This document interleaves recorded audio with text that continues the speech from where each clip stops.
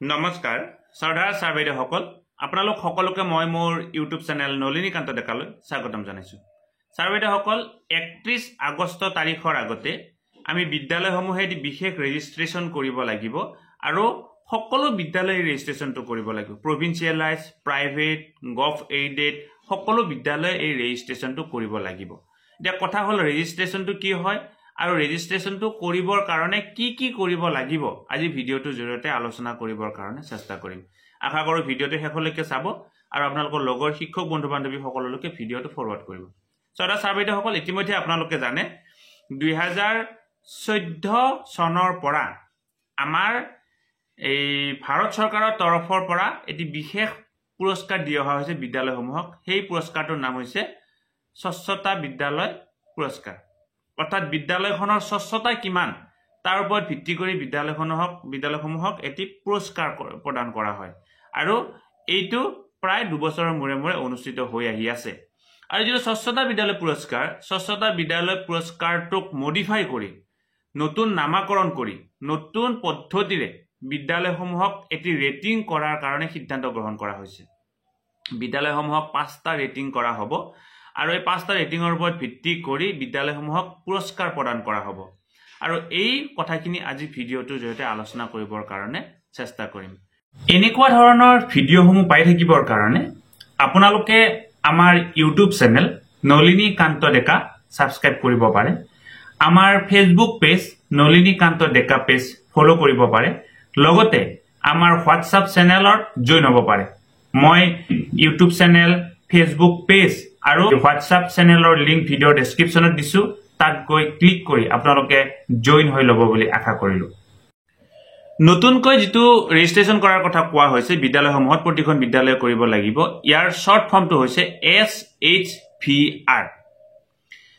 SHVR মানে হৈছে স্বচ্ছতা ইভাম হৰিত বিদ্যালয় ৰেটিং,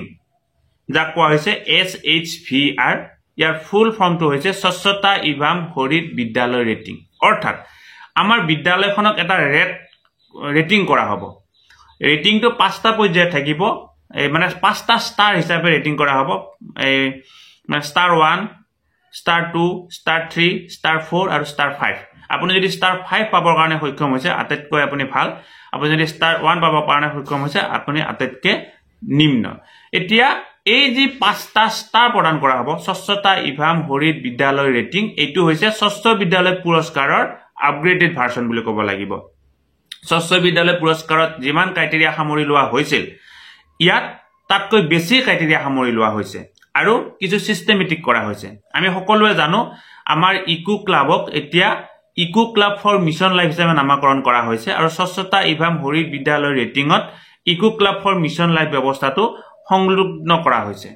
আমাৰ ইয়াৰ জৰিয়তে কি কৰিব পৰা হ'ব, বিদ্যালয়সমূহৰ টয়লেট, ড্ৰিংকিং ৱাটাৰ, চাফ চিকুণ,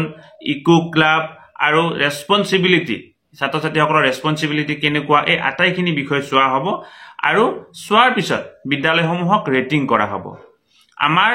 প্ৰথমতে হ'ব ব্লক লেভেলৰ পিছত হ'ব ডিষ্ট্ৰিক্ট লেভেলৰ পিছত হ'ব ষ্টেট লেভেলৰ পিছত পৰৱৰ্তী পৰ্যায়ত নেশ্যনেল লেভেললৈকে যাব। অৰ্থাৎ কথাটো কি হয়, আপোনাৰ ব্লকৰ প্ৰতিখন বিদ্যালয়ে স্বচ্ছতা ইভাম হৰিত বিদ্যালয় ৰেটিং SHVR ৰেজিষ্ট্ৰেশ্যন কৰিব লাগিব 31 আগষ্ট তাৰিখৰ আগতে। ৰেজিষ্ট্ৰেশ্যন কৰাৰ পিছত তাত এখন ফৰ্মেট আহিব, এখন কুৱেশ্যনিয়াৰ আহিব আৰু এই কুৱেশ্যনিয়াৰ মতে আপুনি কি কৰিব লাগিব, বিদ্যালয়খনৰ লগত ৰিলেটেড তথ্যসমূহ, তাত যিবিলাক প্ৰশ্ন সুধিছে সেই প্ৰশ্নসমূহৰ উত্তৰ দিব লাগিব। আপোনালোকৰ 60টা প্ৰশ্ন থাকিব। আপোনালোকৰ 6টা কেটেগৰীৰ ভিতৰত এই মানে তথ্যখিনি চোৱা হ'ব। 6টা কেটেগৰী কি হয় পৰৱৰ্তী পৰ্যায়ত আমি ক'ম, সাব কেটেগৰী কি হয় পৰৱৰ্তী পৰ্যায়ত আমি ক'ম। আপোনালোকৰ কি হ'ব, 6টা যি কেটেগৰী আছে 6টা কেটেগৰীৰ ভিতৰত আপোনালোকৰ প্ৰশ্ন আহিব 60টা আৰু 60টা প্ৰশ্নৰ বিপৰীতে আপোনালোকৰ 125 নম্বৰ থাকিব আৰু 125 নম্বৰ আপোনালোকে কেনেকুৱা ধৰণে পাব, ধৰা হ'ল এটা প্ৰশ্ন আহিল আপোনালোকৰ বিদ্যালয়ত টয়লেট আছে নে নাই, ইয়েছ দিলে 1 নম্বৰ পালে, নো দিলে 0 নম্বৰ পালে। তেনেকুৱা ধৰণৰ 60টা প্ৰশ্নৰ ভিতৰত আপোনালোকৰ 125 নম্বৰ থাকিব আৰু এই 125 নম্বৰৰ ওপৰত ভিত্তি কৰি আপোনালোকৰ বিদ্যালয়খনক ৰেটিং কৰা হ'ব। আপুনি কিমান ষ্টাৰ পাইছে, 1টা ষ্টাৰ পাইছে, 2টা ষ্টাৰ পাইছে, 3টা ষ্টাৰ পাইছে, 4টা ষ্টাৰ পাইছে নে 5টা ষ্টাৰ পাইছে। তে এই কথাখিনি যেতিয়া আপুনি প্ৰথমতে অনলাইন কৰিলে ৰেজিষ্ট্ৰেচন কৰাৰ পিছত 60টা প্ৰশ্নৰ উত্তৰ দিলে 60টা প্ৰশ্নৰ উত্তৰ দিয়াৰ পিছত ব্লক ওয়াইজ আপোনালোকৰ প্ৰথমতে কি হ'ব সিলেকশন হ'ব ব্লক ওয়াইজ সিলেকশন হোৱাৰ পিছত ব্লকৰ পৰা যিমান কেইখন বিদ্যালয় সিলেকশন কৰা হ'ল সেই সিলেকশন কৰা বিদ্যালয় কেইখনৰ ভিতৰত কি হ'ব আকৌ ডিস্ট্ৰিক্ট ওয়াইজ এটা সিলেকশন হ'ব ধৰা হ'ল আপোনালোকৰ 3টা ব্লক আছে 3টা ব্লকৰ পৰা যিমান কেইখন বিদ্যালয় আহিল সেই বিদ্যালয় কেইখনৰ ভিতৰত ডিস্ট্ৰিক্টত সিলেকশন হ'ব ডিস্ট্ৰিক্টত সেই আটাইকে ধৰা হ'ল 20খন বিদ্যালয় ডিস্ট্ৰিক্টলৈকে আহিল 20খন বিদ্যালয়ৰ ভিতৰত ডিস্ট্ৰিক্টত সিলেকশন কৰি ষ্টেটলৈকে পঠাব ঠিক এনেকৈ ধৰা আমাৰ 35খন ৰাজ্যৰ পৰা যিমান বিলাক বিদ্যালয় সিলেক্ট হ'ব সেই বিদ্যালয়বিলাকৰ ভিতৰত তেওঁলোকক এই প্ৰথমতে পুৰস্কাৰ প্ৰদান কৰা হ'ব তাৰ পৰৱৰ্তী পৰ্যায়ত তেওঁলোকক ৰাষ্ট্ৰীয় পৰ্যায়লৈকে আকৌ মনোনীত কৰা হ'ব গতিকে এইটো অত্যন্ত এটা গুৰুত্বপূৰ্ণ কথা ইয়াৰ জৰিয়তে অকল যে বিদ্যালয়খন সাবচিকুনৰ ব্যৱস্থাটো চাব বিচৰা হৈছে তেনেকুৱা ধৰণৰ নহয় ছাত্ৰ ছাত্ৰীসকলৰ ৰেসপন্সিবিলিটি কেনেকুৱা ধৰণৰ ছাত্ৰ ছাত্ৰীসকলে এই কথাখিনি ভালদৰে জানে নে নাজানে আমাৰ বিদ্যালয়খনৰ শৈক্ষিক পৰিৱেশটো কেনেকুৱা ধৰণৰ ইয়াত আমি eco club for mission life ব্যৱস্থাটো কেনেকুৱা ধৰণে ইমপ্লিমেন্ট কৰিছো এই আটাইখিনি কথা তন্ন কৰি ইয়াত চোৱা হ'ব গতিকে আপোনালোকে যেতিয়া এই ৰেজিষ্ট্ৰেচন কৰাৰ সময়ত এই যেটো প্ৰসেস আছে এটা নিৰ্দিষ্ট লিংক এটা আছে লিংকত গৈ আপোনালোকে ৰেজিষ্ট্ৰেচন কৰিব লাগিব ইউজাৰ আইডি এই ড্যাশকোড লাগিব আপোনালোকৰ প্ৰধান শিক্ষকৰ ফোন নম্বৰ লাগিব গতিকে কিবা কাৰণত যদি প্ৰধান শিক্ষকৰ ফোন নম্বৰটো নিমিলে অৰ্থাৎ প্ৰধান শিক্ষকজন ৰিটায়াৰমেন্ট হৈ গ'ল প্ৰধান শিক্ষকজন এক্সপায়াৰ হ'ল বা কিবা কাৰণত ফোন নম্বৰটো চেঞ্জ হৈছে তেতিয়া হলে আপোনালোকে এই ডিস্ট্ৰিক্ট প্ৰগ্ৰাম অফিচাৰৰ লগত যোগাযোগ কৰি ললে সেই ৰেজিষ্ট্ৰেচন প্ৰসেসটো আপোনালোকে নতুনকৈ কৰিব পাৰিব অৰ্থাৎ আপোনালোকৰ ইউজাৰ আইডি পাছৱৰ্ডটো তেওঁলোকে চেঞ্জ কৰাই দিব গতিকে ইয়াৰ কাৰণে ৰেজিষ্ট্ৰেচনৰ লাষ্ট ডেট দিয়া হৈছে 31 আগষ্ট তাৰিখ 31 আগষ্ট তাৰিখৰ ভিতৰত আপোনালোকে SHVR স্বচ্ছতা ইভাম হৰিত বিদ্যালয় ৰেটিং ইয়াত আপোনালোকে ৰেজিষ্ট্ৰেচন কৰিব লাগিব ৰেজিষ্ট্ৰেচন কৰাৰ পিছত যিকিটা আপোনাৰ 60টা প্ৰশ্ন আছে 60টা প্ৰশ্নৰ উত্তৰ দিয়াৰ কাৰণে আপোনালোকে প্ৰায় এমাহ সময় পাব প্ৰায়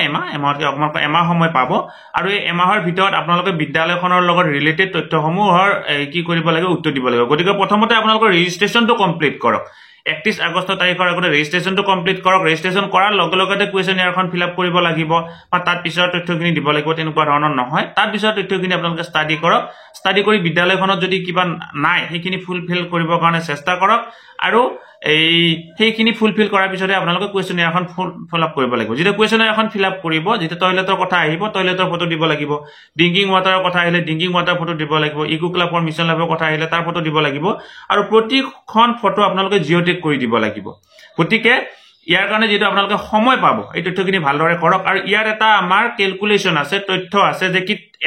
এখন বিদ্যালয়ত কিমানজন ছাত্ৰ ছাত্ৰী থাকিলে কিমানটা টয়লেট থাকিব লাগে কিমানজন ছাত্ৰ ছাত্ৰী থাকিলে কিমানটা ইউৰিনেল থাকিব লাগে কিমানজন ছাত্ৰ ছাত্ৰী থাকিলে কিমানটা ড্ৰিংকিং ওয়াটাৰৰ কাৰণে টেপ থাকিব লাগে এই সকলোবিলাক তথ্য আপোনালোকে পাব নিৰ্দিষ্ট পৰ্টেলত পাই যাব বা পৰৱৰ্তী পৰ্যায়ৰ ভিডিঅত আমি আপোনালোকক জনাবৰ কাৰণে চেষ্টা কৰিম গতিকে শ্ৰদ্ধা ছাৰ্ভেইটসকল স্বচ্ছতা ইভাম হৰিত বিদ্যালয় ৰেটিংৰ কাৰণে 31 আগষ্ট তাৰিখে যেহেতু আপোনালোকে ৰেজিষ্ট্ৰেচন কৰিব লাগিব গতিকে আপোনালোকে এই তথ্যখিনি ভালদৰে কৰক কৰি আপোনালোকে প্ৰতিখন বিদ্যালয় ৰেজিষ্ট্ৰেচন কৰিবৰ কাৰণে চেষ্টা কৰক শ্ৰদ্ধা ছাৰ্ভেইটসকল ভিডিঅটো যিমান পাৰে আগলৈকে ফৰৱাৰ্ড কৰিব বুলি আশা কৰিলো আৰু নলিনীকান্ত ডেকা নামৰ ইউটিউব চেনেলটো যদি আজিলৈকে সাবস্ক্ৰাইব কৰা নাই অনুগ্ৰহ কৰি চেনেলটো সাবস্ক্ৰাইব কৰিব বুলি আশা কৰিলো ধন্যবাদ শ্ৰদ্ধা ছাৰ্ভেইটসকল